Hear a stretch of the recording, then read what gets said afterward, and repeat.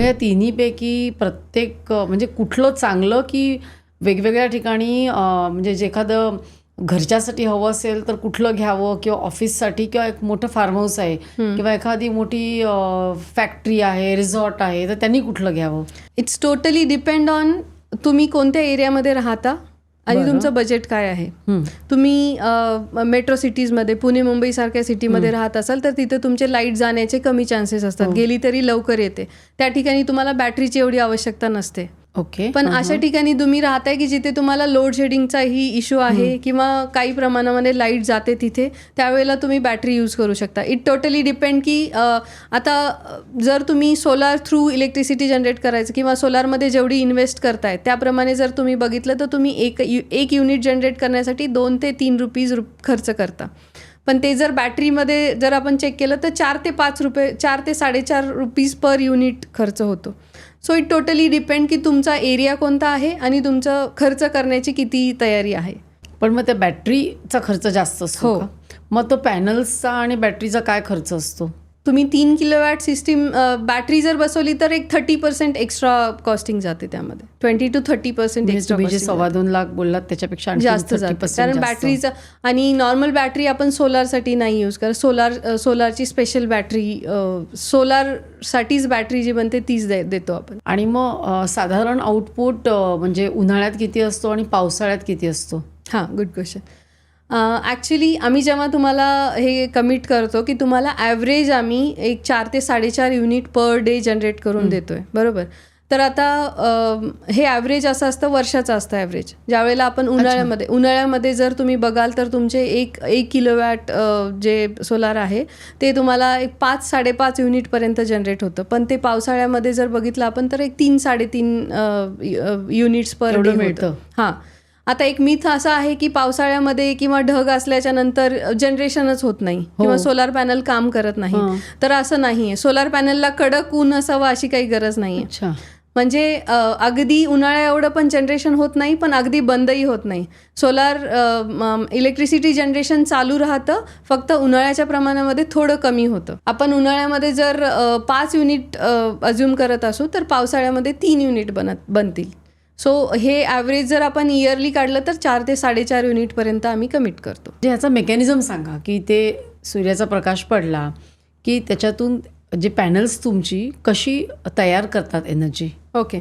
So basically solar panel हे silicon base वेफरपासून बनलेले असतात. त्यामध्ये सेल असतो. सगळ्यात महत्त्वाचा पार्ट त्यामधला सेल आहे, तो सिलिकॉनपासून बनलेला असतो. जेव्हा आपण सोलार पॅनल बसवतो त्यावेळेला सूर्यकिरण जेव्हा सोलार पॅनलवर पडतील त्यामध्ये सूर्याचे किरण ॲब्झॉर्ब होऊन त्यामधून इलेक्ट्रिसिटी जनरेट होते. ती इलेक्ट्रिसिटी DC करंट असतो. आपल्याला घरामध्ये AC करंट लागतो. इन्व्हर्टर थ्रू तो DC to AC current convert होतो. सो एक बेसिक मेकॅनिझम आहे त्याचं. आणि मग हल्ली सगळ्या बिल्डिंगवरनं सोलर हीटर्स मला वाटतं कंपल्सरी आहेत ना, ते कसं काय होतं? सोलार हीटर हा डिफरंट पार्ट आहे. त्यामध्ये सोलार ट्यूब्स असतात, हिटिंग ट्यूब्स असतात. ते पण इलेक्ट्रिसिटी सन रेज जे आहे ते ॲब्झॉर्ब करून त्यामधून पाणी पास होतं आणि ते गरम होऊन मग टँकमध्ये स्टोअर झालेलं होतं बेसिकली. सो आता सोलार बसवणं हे कंपल्सरी झालेलं आहे. सो सोलार वॉटर हीटरपेक्षा सोलार पॅनल का जास्त इफेक्टिव्ह आहेत, कारण वॉटर हीटरमध्ये तुम्ही फक्त पाणी गरम करताय. बरं, जर तुम्ही सोलार पॅनल जर बसवले तर तुम्ही घरामध्ये किंवा तुमच्या बिल्डिंगमध्ये जे काही कॉमन एरियाज आहे, तुमच्या घरामध्ये जे काही इलेक्ट्रॉनिक वस्तू आहेत त्या सगळ्या त्यावर चालू शकता.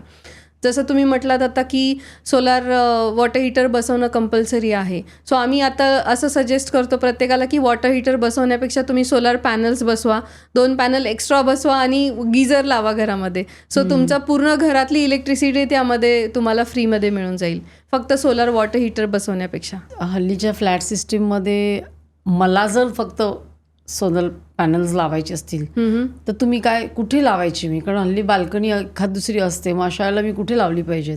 सध्या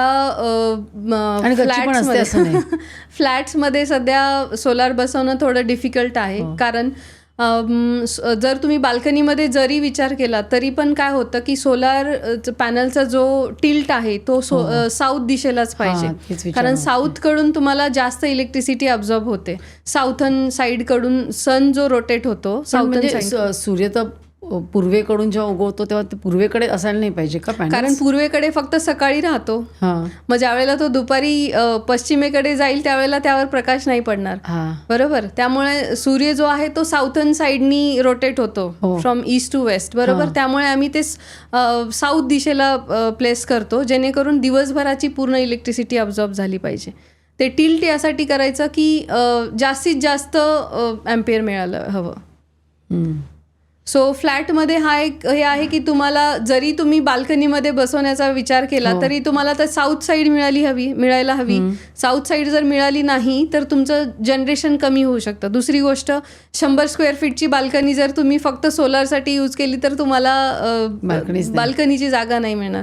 सो काही ठिकाणी असं होतं की सोसायटीमध्ये जागा आहे, एक्स्ट्राची जागा आहे, काही सोसायटी मेंबर किंवा काही फ्लॅट ओनर्स मिळून ग्रुपमध्ये पण बसवतात. म्हणजे असंही आम्ही केस केलेल्या आहेत. पण मग बाल्कनी ही अशी बाल्कनी जर आहे तर त्याच्या समोर असे लावता येत नाहीत पॅनल्स की त्याच्यातनं काही विशेष येणार नाही सोलर?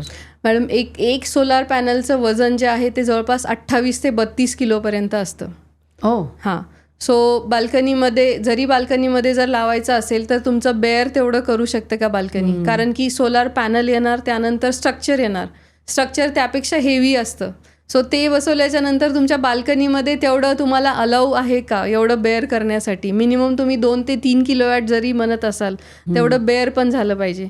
सो आम्ही बेसिकली सजेस्ट नाही करत बाल्कनीमध्ये बसवण्यासाठी, कारण की सोलार पॅनल खूप जास्त इलेक्ट्रिसिटी जनरेट करतात आणि त्यामध्ये दिवसा आपल्याला शॉक लागायचेही चान्सेस असतात. हो. हां.